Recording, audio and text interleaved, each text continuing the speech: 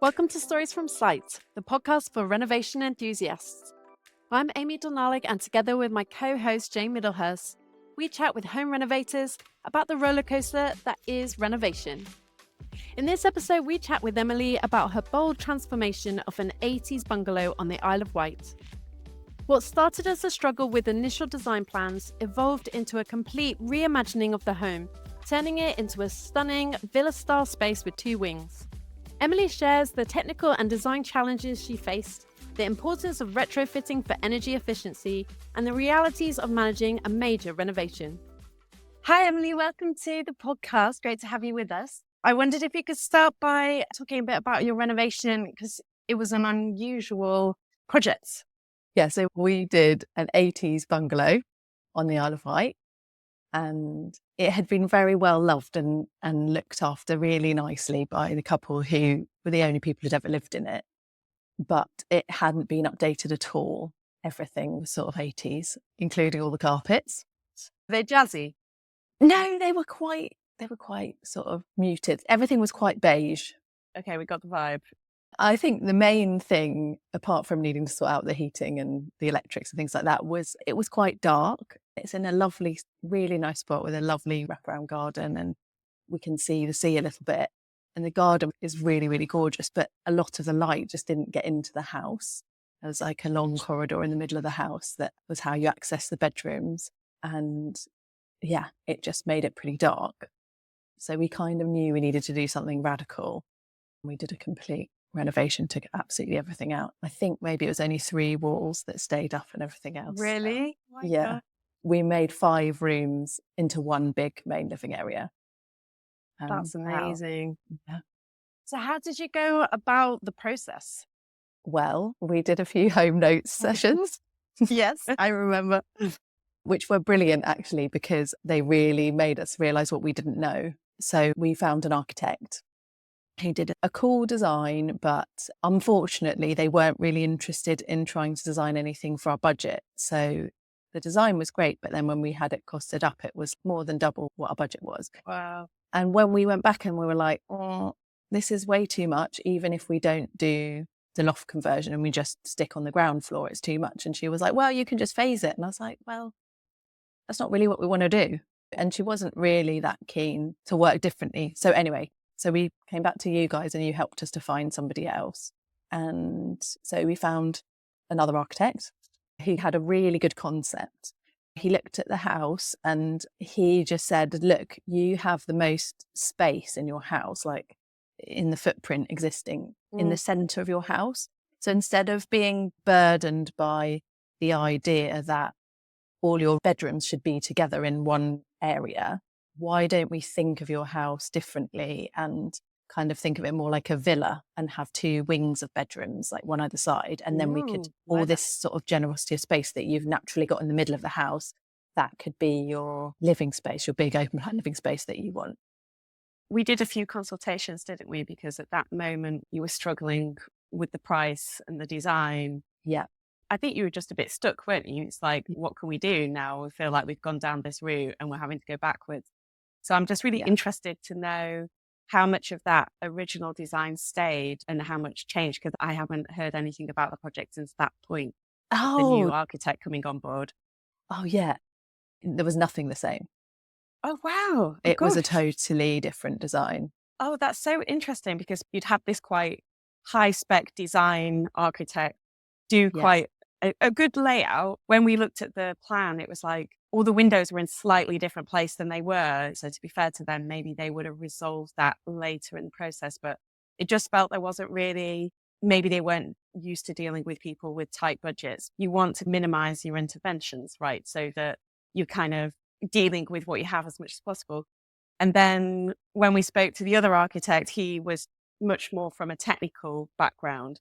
And so I thought he would just shift the plan a little bit to kind of make sure the windows were aligned with the old windows and things like that, you know, just tweaking.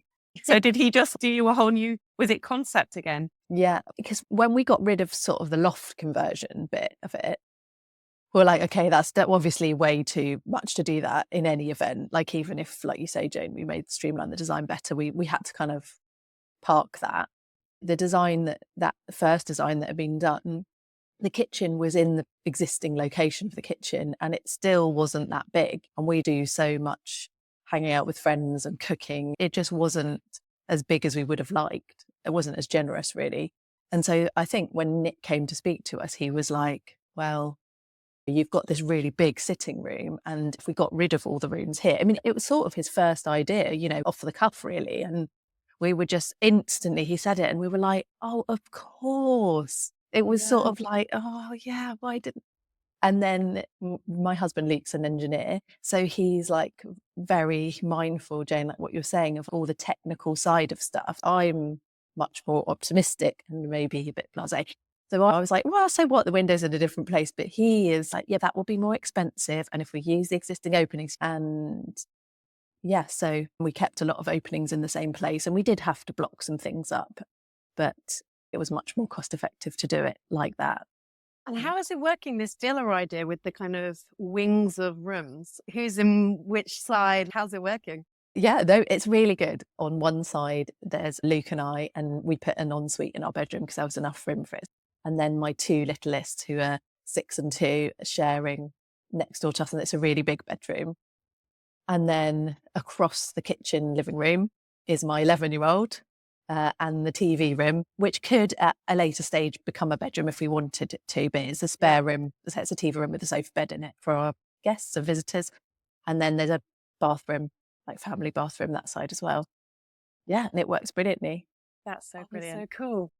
One of the things that was really important to you both was the retrofit or energy improvements to the home. Yeah. And when we were looking for the new architect, that was high on the list of somebody that would be able to deal with that aspect of it. So somebody that had the right qualifications.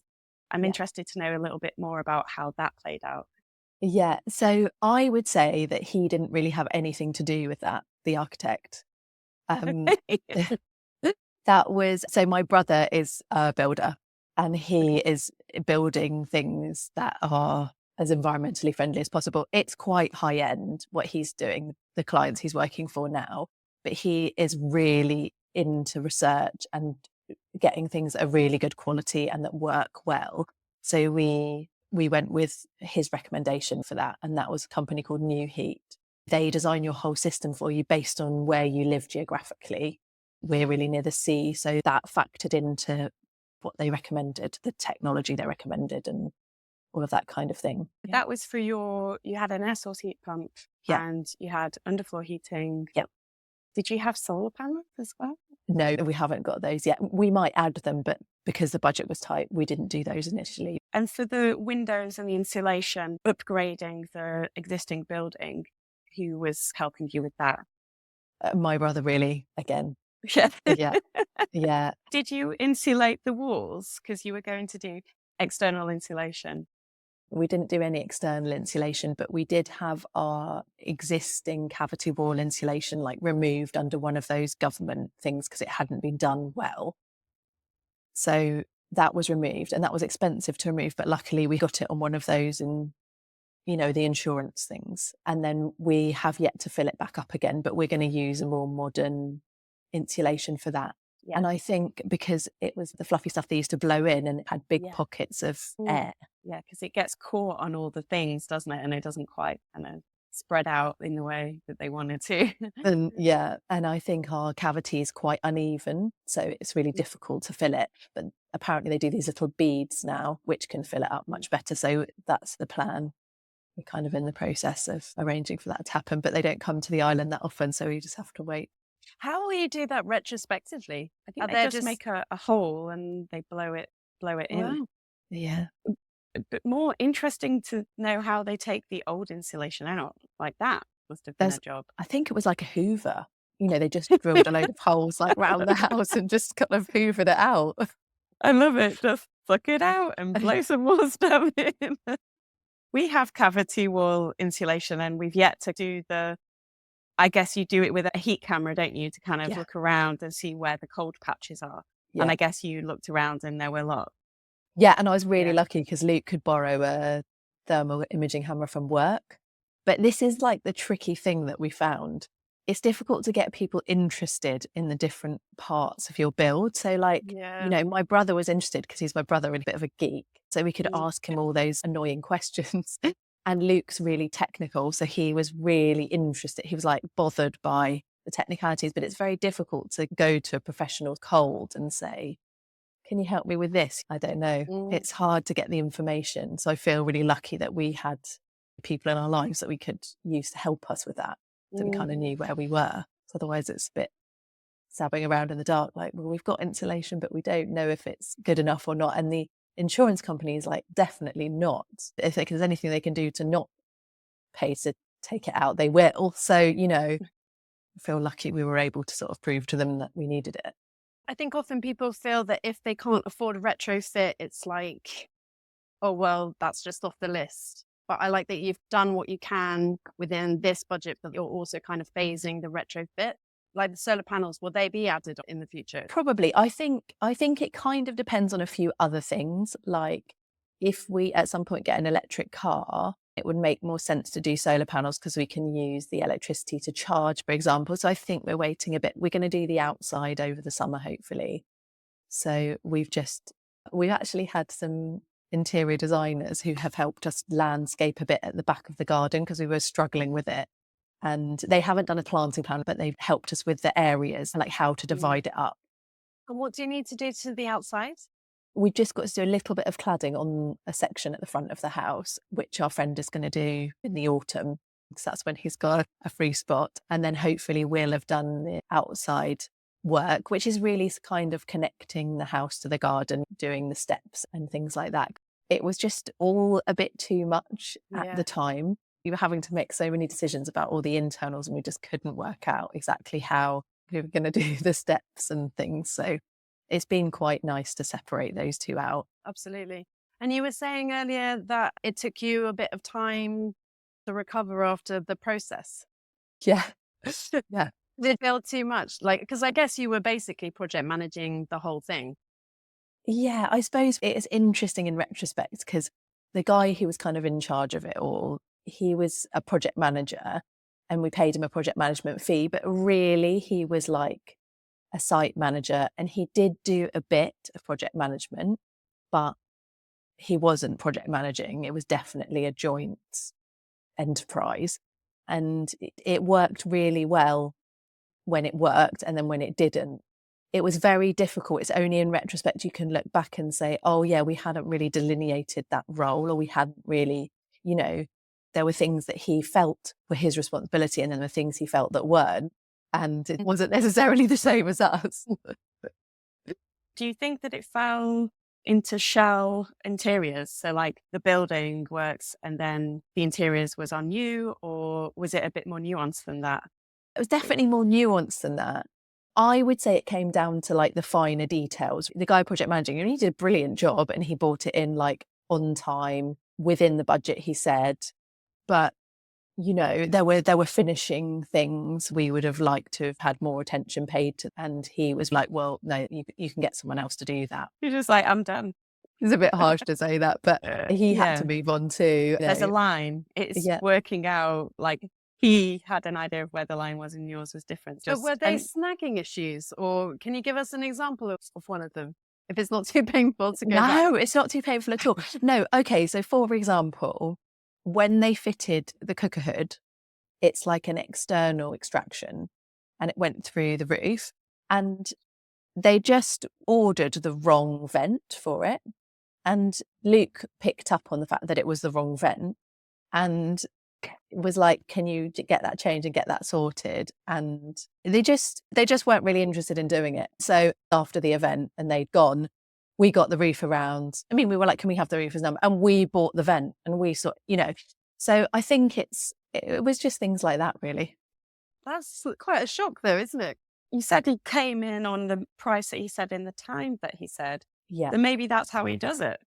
And maybe that's a good payoff to have somebody that can stick to schedule, because those tiny little things take up an disproportionate amount of energy for them. So he's like, it's a tiny thing. You can manage that. Someone will get that sorted. Whereas if he did tie up all those loose ends, it would mean that he wouldn't be on time for his next clients. So exactly. I'm not saying it's the right thing to do, but Well, it's definitely a strategy, isn't it? I mean, I think that's the thing. On balance, you're left feeling like, oh, this was such a big thing. This was such an amount of money. And I guess you're a bit shell shocked because it's all done.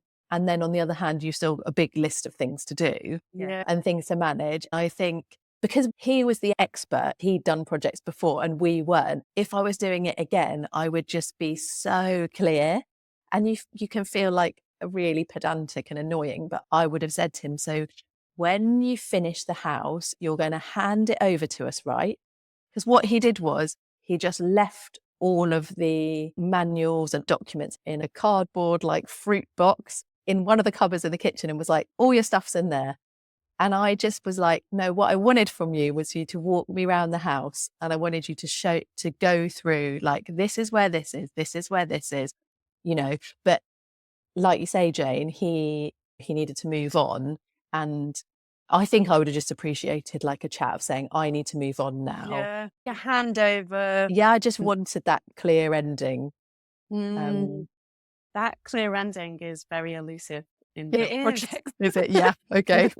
I mean, my brother says he gets round it by now. He's very clear at the beginning and he says like snagging costs this much and we give Ooh, it this interesting. amount of time, and I think it's like with everything, you don't like to hear, oh, I'm actually paying for you to correct the mistakes that you've made while I've been paying you to do something for me. But actually, it's much better to know that and to say, actually, no, thank you. I don't want you to do any snagging. I'll do it all myself. Or, yes, please, I'm paying for that. And then you don't have this thing of feeling bad when you're phoning them up and being like, actually, the radiator's not working, or whatever it is. Being clear. Oh, yeah. Because we just had our app built, and actually it's a very, very similar process in a really weird way, even though it's all digital. Yeah, I And bet. they did do that actually. They said, okay, so here's the build. Then you get it to test it out, which is like you moving into your house and pulling all the doors and being like, oh, the handle's just falling off. And then you get to you get 2 weeks to tell them every single thing that's wrong. And then they give it a time frame. So they say, we're paying our developer to fix all these things in this time frame. We had a certain amount of time to say all the things. Yeah. And then we weren't allowed to say anything else. But what was nice about it is that they said, this is a never ending process. Like there will be things that come up. We can only deal with a set amount of them in our budget. Yeah. Here is the time slot. And then after that, you have to pay. It made sense to me that it's a bit like how long is a piece of string situation. And houses are like that because it is a bespoke thing and there are so many things. So it could go on forever. But I think it's also just the shock of that things won't be perfect. I think that is quite shocking to renovators. To a perfectionist, it is. And that's not me. Luke is like, well, you paid for it. It's like that you feel that it should all work and be perfect. But, to be fair, it was. It's like you say, it's nuanced and it is the tiny details. I mean, it was done really well and by and large complete. Yeah. It's a living, breathing thing, though, a house, isn't it? It carries on. The process carries on. You're still smiling though, Emily, which I think is a good sign. It's good. I've had a year to get over it, Amy. So it's I can't remember when we were speaking. How long did the whole process take? Well, the building phase of it took 7 months. October 2022, we spoke to you. Yeah. And so you spoke to us in October 22. So that's when we were planning it. And then we finished in March 24. I'm kind of beating myself up at the moment that we're not getting a move on with our renovation, but it does just take time and we don't have a lot of time to think about it. Yeah. It just does take longer than you think to get going. It's making the decisions, isn't it? Yeah. To have the conversation, to make the decisions go forward. Yeah. And you can't just, making those decisions is absolutely crucial. The design has to be right. You've got no hope. I think also making decisions on the fly is generally tricky. There's the odd thing, like when we knocked all the walls down in our main living area, one of the remaining ones wasn't in line with its opposite partner. Luke walked in and straight away was like, no, we need to get rid of that wall and put it in line. That was very obvious and the wall had a big hole in it and didn't have a big cost implication. But I'm so pleased now that he did that, because it just gives us a bit of extra space for the table.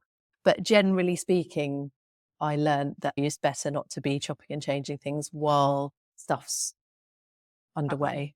So did you manage to get a bulk of your interior decisions done before you were on site, or did that happen in tandem? No, it happened in tandem. And was that a juggle? How do you feel about that process now? I feel like it was okay. Alex, our builder, did give us enough time. He was like, I'm going to need to know in 4 weeks or 5 weeks what the floor is, or you're going to need to have ordered it by then. So we had enough time, generally speaking, for things like that, for the bathrooms and things. And it was quite handy because I could see the space. So Luke's really good at visualizing things from a plan, but I'm not at all. And I am much more concerned with colours and light and things like that. So the paint colours, I was able to come in. It was hard, so it was a bit dingy in winter, but it was really helpful to have the swatches and be like, right, okay, this looks a bit light in here or whatever, Yeah. I think I'm happy with it. I think as long as it's not like, I need this in the next 3 days, I think that's when you get into Panic mode. Yeah, I think it's really easy to make mistakes. You had dates that he was saying by this date. Was it written out in like a project plan or something?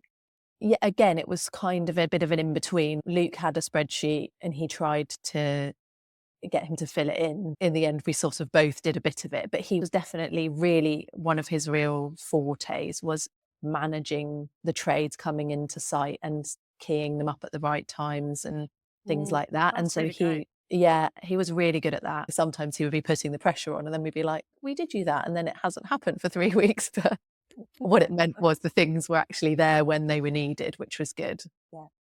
Yeah. I think he probably is used to people saying they're going to get things sorted and then don't. So Yeah. for him, he has to be ahead of time, doesn't he? Otherwise, he'll have tradespeople with nothing to do.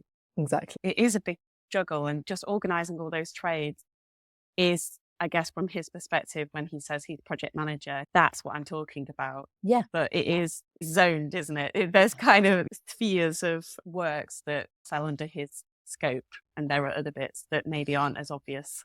Yeah. Interesting. So how are you all now? Now you're finished and you're living in the house? Yeah, really good. I mean, it just feels so nice because it reflects us really nicely. I've also enjoyed, although it would have been really nice to come back in and have all the cupboards built in and all the right furniture in the right rooms.